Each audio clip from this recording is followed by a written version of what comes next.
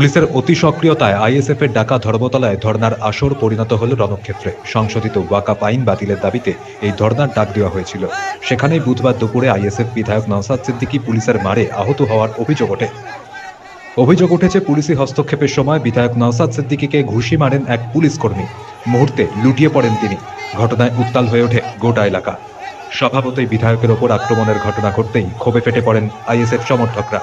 বিক্ষোভ, ধস্তাধস্তি, পুলিশকে ঘিরে ক্ষোভ, ব্যারিকেড ভেঙে মিছিল এগিয়ে যেতে চাইলে পরিস্থিতি বেসামাল হয়ে পড়ে। সামাল দিতে মোতায়েন করা হয় বিশাল পুলিশ বাহিনী। এভাবে বিনা অনুমতিতে মিছিলের অভিযোগে নওশাদকে আটক করে পুলিশ। পরে নওশাদ সহ বাকিদের নিয়ে যাওয়া হয় লালবাজারে। নওশাদের অভিযোগ, গণতান্ত্রিকভাবে প্রতিবাদ করার অধিকার কেড়ে নিচ্ছে সরকার। একজন নির্বাচিত জনপ্রতিনিধিকে রাস্তায় ফেলে মারধর করা হলো।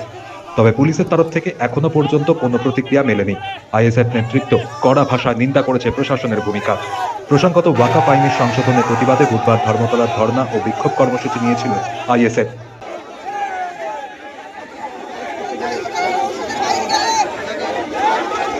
পরে সেটি মেট্রো চ্যানেলে নিয়ে যাওয়া হলে দুপুর গড়াতে পরিস্থিতি চরম আকার নেয়।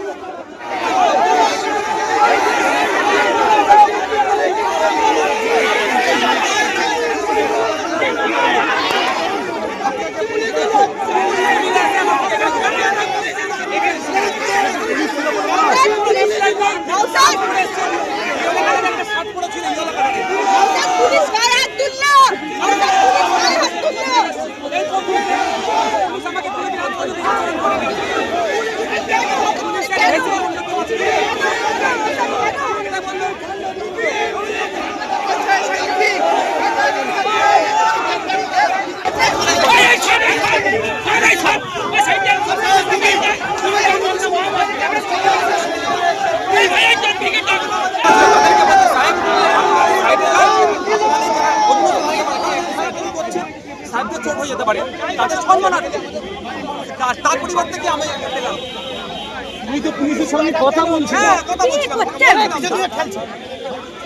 সাথী, আমরা প্রত্যেকে যে যেখানে আছি আমরা কর্মসূচিকে অবস্থান চালিয়ে আমি এখন সাথে কথা বলবো।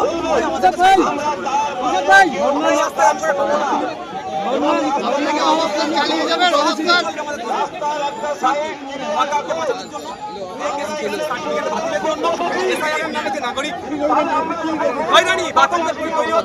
এটা বন্ধের জন্য পরিযায়ী শ্রমিকরা ভিন্ন রাজ্যে আক্রান্ত হচ্ছে, সেটা বন্ধের জন্য এবং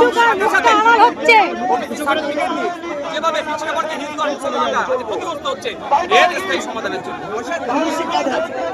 জোরে খুশি মেরেছে আমাকে।